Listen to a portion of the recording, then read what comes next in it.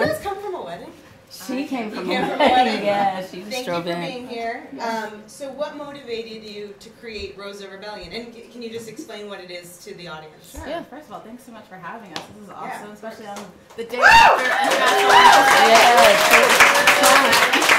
Yeah, so Rosa Rebellion is a platform for creative activism by and for women of color, and really it was birthed out of our experience as activists who work inside institutions and systems, but also outside those institutions, and really understanding the ways in which we can disrupt systems that have historically oppressed us, and knowing that there is a particular nuanced conversation that needs to come around women of color.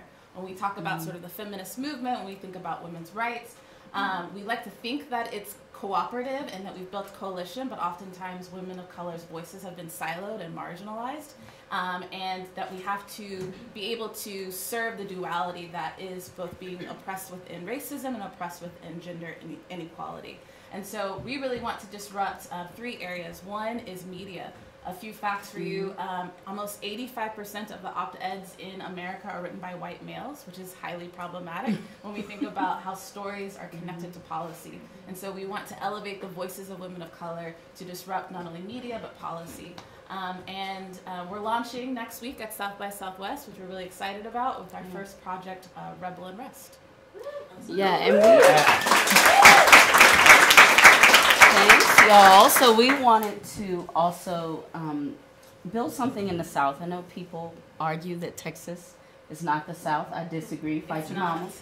So it's South. But we really wanted to build something that was in the South. A lot of our kind of mega activist organizations or companies are, housed on the coast. There's a lot of great work going on here, and we wanted to be sure that we highlighted people who were doing work here, which is what we're doing through Rebel Unrest and a lot of our other projects. So. Awesome. Can you explain also the programming for Rebel Unrest? Because Tuesday is the day, all day, and it's like awesome programming, and I'd love to inform everyone about what you have going on.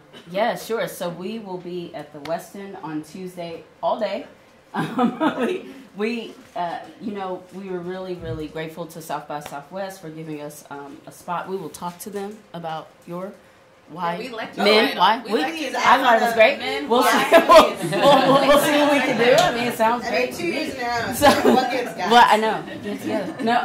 So we are excited to launch 3 separate workshops. It's one big workshop for the day in the same room, but we're having 3 different sections, and the first section is called the Rebels Resistance Conversation, and we are bringing national activists as well as local activists together to talk about what it means to process racialized trauma, what it means to be on the front lines of activism, and also how they protect their own mental wellness and how they use creative activism to advance their story. So we have Lauren Ash of Black Girl in Ohm. We have Suki, who is part of Austin Justice Coalition. Here we have Andre Singleton, who launched the Very Black Project, and we have Brittany Pagnett, who started a lot of things, but she currently is doing Pod Save the People. So we're really, really excited to bring them. We actually really freaked out when they all said yes.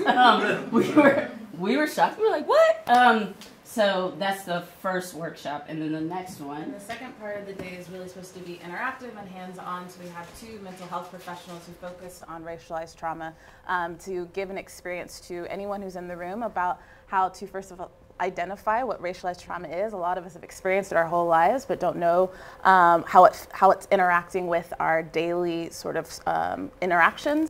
The idea of how we process things, how we take stock of our mental health as we're navigating these highly charged systems and institutions. And so we're really excited about equipping our activists. And I think the term activist oftentimes gets sort of aligned with people who are in these formalized roles, right, with these formalized titles. But the truth is, a lot of us are probably advocates, community organizers, activists in our own rights.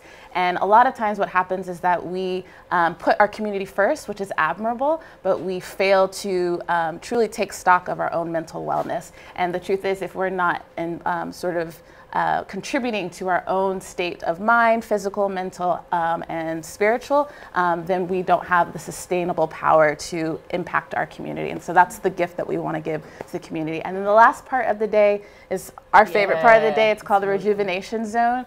We've got some incredible partners that are working with us. We're going to have a mindfulness and yoga practice done by Fatima Mann, who is the founder of the Community Advocacy and Healing Project. She's incredible. She's an incredible activist as well. Then we have Nate, who's going to be doing a storytelling booth. And we have massages by Hiatus Spa, which we're super excited about, so get in line behind us. Yes. And then lastly, we are going to have, there's this wonderful woman named Emma Robinson. She has something called the Womanist Library, and she does pop-up libraries around the country that focus only on feminist work and work produced by women of color. And she's really committed to this idea of reading and sharing knowledge in a community setting. And so we got South by to agree to make this free and open to the public. So while badges do get a little bit of a first dibs, you guys can come and you don't have to have a badge. And so for us, that was really important because we realized that activists and organizers are typically the most under-resourced parts of our community. A $1,600 badge is a stretch, right? And so we wanted to make sure that it wasn't antithetical to our mission and that everyone had access.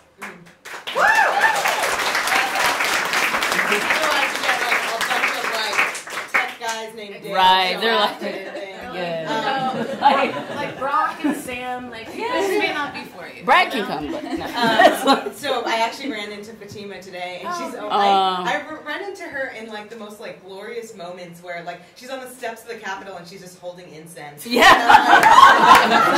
she's really saging the Capitol. Yeah. She is trying to clear the. Well, she must have been the White Slam bus because I was working in that. But she wanted me to tell you guys. As a reminder to drink water. She reminded me, and she knows how hard you work and how important self-care is to activists. Let's get into it. Can you discuss how Austin can be a city that's both progressive, us, and problematic? Bodega restaurant. I'm so excited for this question. Yeah. So I'm a native Austinite, which means go tell your friends you've seen a black unicorn. Yes, we exist. And that's the uniform. The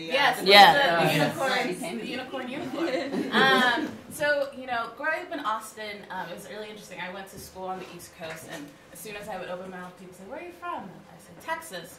And this was during a different administration, pre-Obama. And the response, and then I go, "Oh, wait, but I'm from Austin." They're like, "Oh, cool, all right, you're from the cool part of the state." And I'm like, "Yes, that is true." But the truth is, Austin has perpetuated this really convenient narrative that we are a progressive city, that we are a liberal city. But that is not the lived reality of everyone, the lived experience of everyone in this city. This city was grounded in racialized, problematic policy, a policy from the 1928 plan that deliberately, forcibly removed black and brown people, what we know of now as 35, but at the time was East Avenue. Through policy, they forced us to move to that side of town, right? So Austin is also the location of the first freedmen towns in the state of Texas, which is really powerful if you think about it, right? That tweet that came a little bit late during emancipation in Texas. And when we finally realized we were free, we established the first freedmen towns. So to know that that's part of our legacy, and yet we created a geographical segregation in this city that's connected to the economic segregation of this city is pretty disheartening. And I think what happens when we say, oh, we're liberal, we're progressive, is that we don't hold each other accountable for the ways that systems are continuing to oppress and marginalize people, and we let each other off the hook. We say, oh, we're not racist. But that's how we vote, right? So that blue part of the state, that's how we vote. But it doesn't have a trickle-down effect to truly creating equity in our city. And so I think we need to confront that, both on an individual basis, but also in our institutions where we work, our communities. Because gentrification, displacement, our education and healthcare systems, those are all being impacted by the fact that we are the most economically segregated city in the country. So to me, it's hard to say that we're the most innovative, the most liberal, and then say we're the most economically segregated. Those things are really hard to sort of live together in harmony.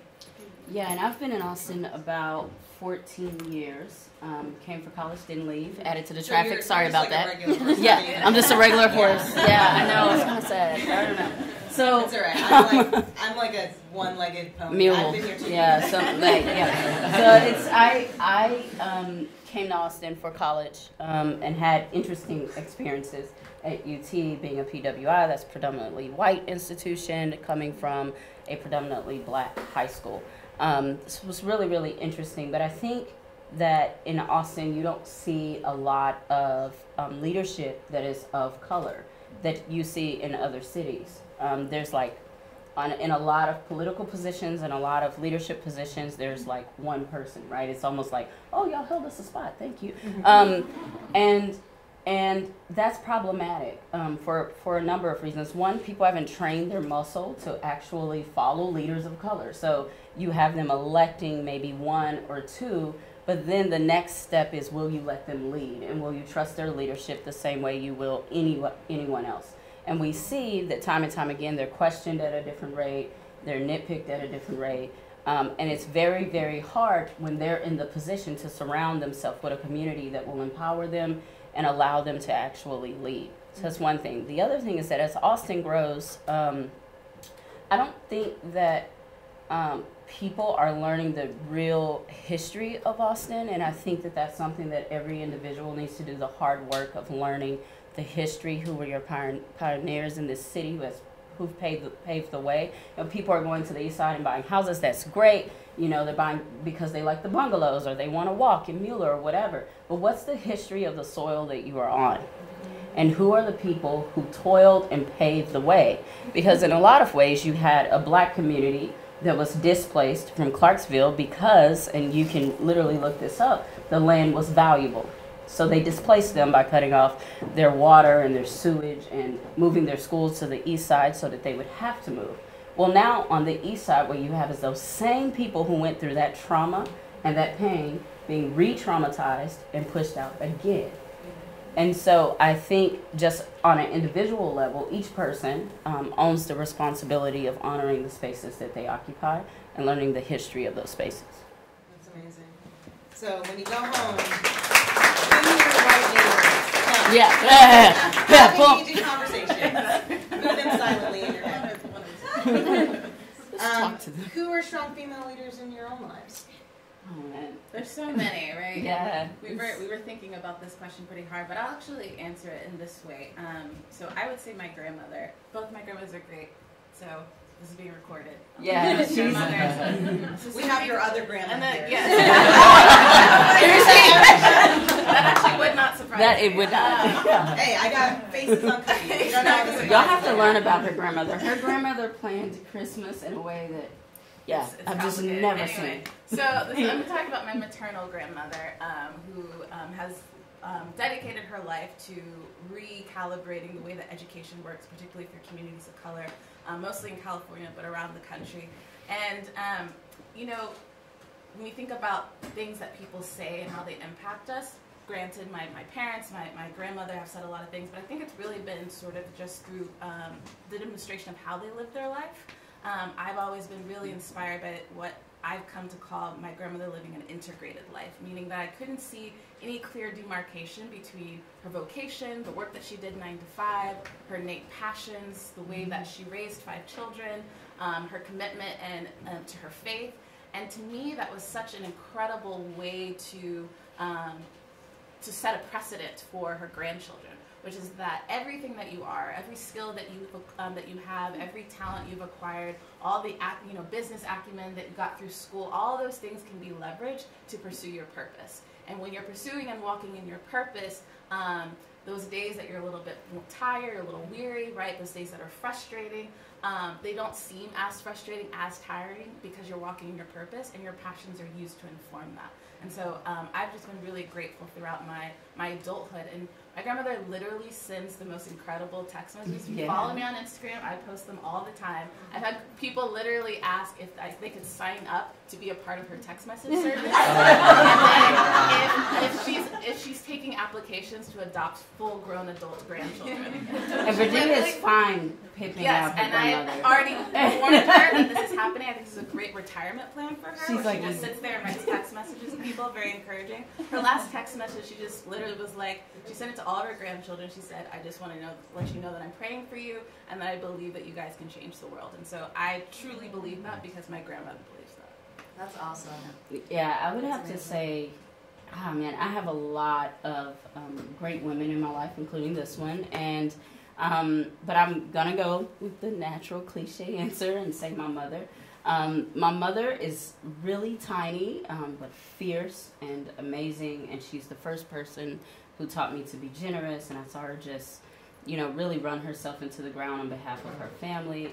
She raised, essentially helped raise about 6 kids. When she got married to my father, he had 4, and that alone, I called her, I said, what? Yeah. So once I did the math in my head, I said, whoa. Yeah. So it's been amazing to watch her grow. She's still giving. She takes care of people who can't take care of themselves, like in her home, which for us, we always want to encourage her to in her later years, to continue service and to let her know how she inspires us. So everything about me, including my face, is because of my mother. That's amazing. So you face off to your mom? Yeah, I mean it's really uncanny. If you go on my Instagram, you will see a picture of my mother that people think it's me holding a baby. Oh my God, it's really strange. You should life swap. Yeah, No, but you don't want to do it. Yeah. Thank you so much for joining us. Thanks for having us. Yeah, in tradition, we always gift the strong female leader something with some items from Dollar Tree, not a sponsor. How did you know? Okay, she freaking loves like Dollar Tree. Sleep on the Dollar Tree, but it has everything. No, it has everything. We were driving from Kansas and she pulled over to go to Dollar Tree. I'm interested to see which Dollar Tree are they different? in the country is the best. That's just the one on North Loop because I always go there. Oh, you know that. Okay. But so usually, I actually have good gifts in here. You're both getting that time of the month mugs and our poster. But I always, and some Booty Babe stuff. But I always get these problematic wine glasses from Dollar Tree. I'm sure you know them. And one says, I've got 99 problems and wine ain't one. I'm concerned. It's very appropriate for me. The other one says, wine is cheaper than therapy. I'm worried for that operator. Wine is cheaper than therapy. Thank you, Virginia.